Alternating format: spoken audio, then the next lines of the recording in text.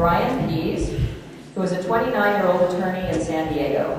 While an undergraduate at Cornell University, Bryan led successful campaigns to offer alternatives to animal dissection and to require vegan options in the dining halls. He's now a volunteer for the Animal Protection and Rescue League, APRL, a group he co-founded with his wife, Kath Rogers, in 2003. Is Kath here? Kath? Oh, there she is, back there. That's his wife. Since starting his law practice a year and a half ago, Bryan obtained a court order striking down an unconstitutional ordinance in San Diego and another order to allow protests on private property open to the public. Bryan and Kath met while getting arrested together, always romantic, in upstate New York protesting a crow killing contest. They formed APRL to investigate factory farms and brought an LA Times reporter along on an open rescue at a foie gras farm in 2003. Sir Roger Moore recently narrated a video detailing their investigations of foie gras farms, which Bryan and Kath showed at city council hearings in Chicago and San Diego, leading to a ban passing in Chicago and pending a vote in San Diego. Please welcome Bryan Pease.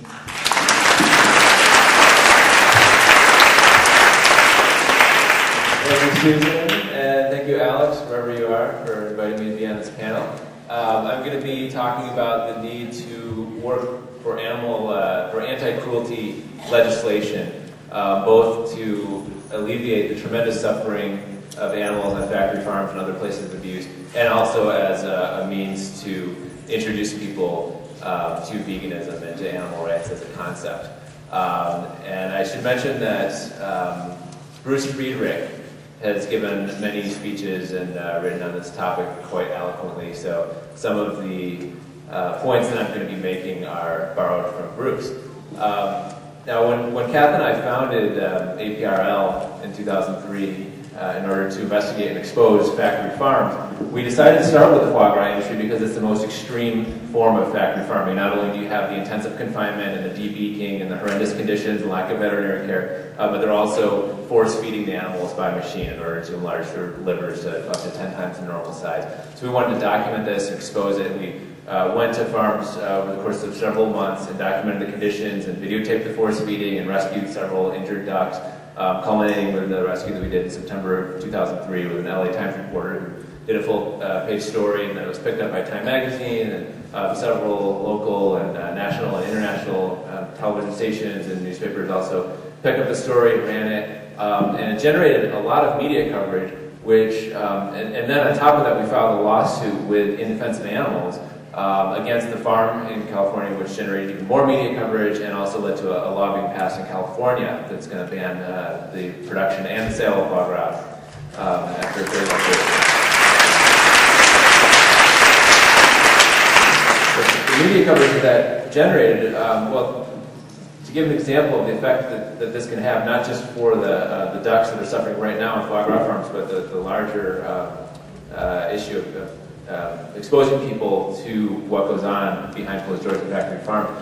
There was an individual who just happened to be channel surfing and came across the big story with John Gibson where they were showing our footage and interviews, and she was horrified by what she saw. Went to our website, emailed us, and we emailed her back, and she went vegan immediately upon learning about factory farming, and we put her in touch with In Defense of Animals because it was near where she lived, and she started volunteering and working there, and is now one of the most dedicated, best activists, and she's at the conference this weekend. And she went to a vegetarian cooking class in the Bay Area, which is where she lived, and they were going around asking how did you become vegetarian, and several of the people there actually said that they went vegetarian because they saw all this media coverage in the Bay Area, which is where we were based at the time, on the foie gras issue. So here's an example of, with foie gras, we're not seeking to ban the slaughter of ducks or other animals, or telling people that they can't eat animals, even though that is what we tell people. We always tell people that they should go vegan, and that's the best way that you can support animal rights.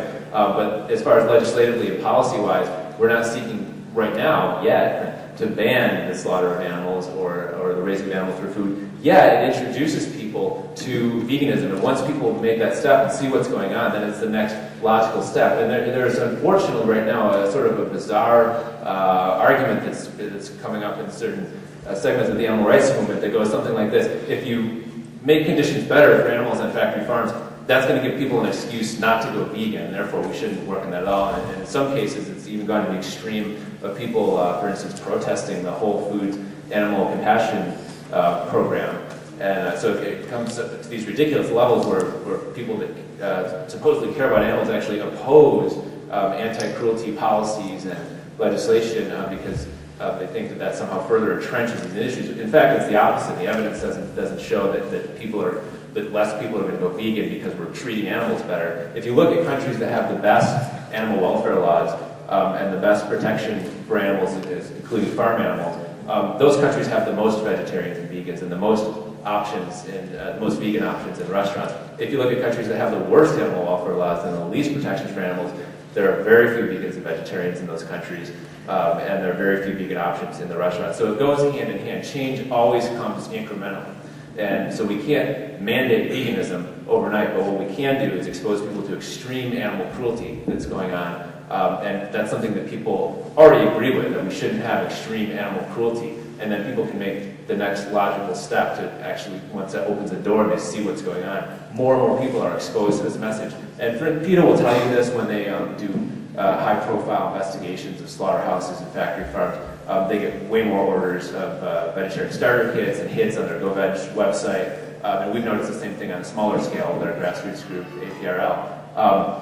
The other thing you should keep in mind is that even if, for some reason, it would be harder to convince people to go vegan because we're treating animals slightly less cruelly on factory farms, we should still fight to protect the animals that are here and now, because as animal rights activists, we're not going to sell out the animals that are suffering now and make their suffering worse just so that we can have a better talking point, or in the hopes that in the future that some more people are going to go vegan. If you put yourself in the position of, for instance, a chicken in a slaughterhouse, the voltage is so low that they are not stunned when they have their throat slit, they're shackled upside down, and they're scalded alive, and it's the most horrendous, horrific death imaginable. And industries right now have the technology to make slaughter a painless process with controlled atmospheric killing. And it doesn't mean that we would agree with the eating of animals, that we promote that, but it is our duty as animal rights activists to fight for making it so that animals don't have to go through that. They're here and now. When people aren't going to go vegan overnight, we can still promote that as an ideal. And the most parallel experience that I can think of, just personally, that would even come close to what animals in a factory farm go through, not that it even would, but in my younger days as an activist, I would get arrested a lot for civil disobedience, and I spent 30 days in jail in Arkansas back in 2002. And for the first 5 days, I wouldn't eat because the jail wouldn't serve me vegan food, and I wouldn't take a tray that had animal products on it, so I just wasn't eating. And hundreds of activists called jail demanding that they give me vegan food, and they did. And even though I wasn't free, and sure I would have preferred to have been free and not in jail, it certainly made my life a whole lot better that I was able to eat. And if you think about it, hens in a factory farm that are stuck in these battery cages, and then on top of that they force molt them, which is a practice where they starve the laying hens to shock their cycles into another egg-laying cycle. It would certainly be better for those hens, even if we can't make people stop eating eggs right away, or we even can't get them out of the cages right away, to at least stop the forced molting. And it's our duty to do that and push for that, and that we can't sell animals out for a better talking point in the future. And so I see that I have 0 seconds left. So to sum up, the best way to both fight for animals here and now, and to create a sustained high-profile and serious debate about animal cruelty and expose more people to the vegan message, is to fight for and support reform in the way of anti-cruelty legislation and policies that promote humane treatment of animals while simultaneously promoting veganism. Thank you.